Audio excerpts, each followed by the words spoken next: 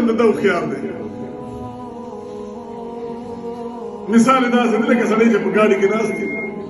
او په سفر کې روان دی ستا اخري منزل څه دی ستا چې دا کوم ځای ټکټ اخیستی دی ستا اخري منزل دی اوس ستا ټکټ اخیستی د کراچۍ او کراچۍ ته روان دی او د پېښور نه په ګاډي کېناست دی او د سیټ نه ځان نه لګیا هغې نه ځان له ګورکارۍ کې او په هغې باندې لګیا کله ځان ته ورته لاندې سیټ جوړ او کله ځان ته فوم لګیا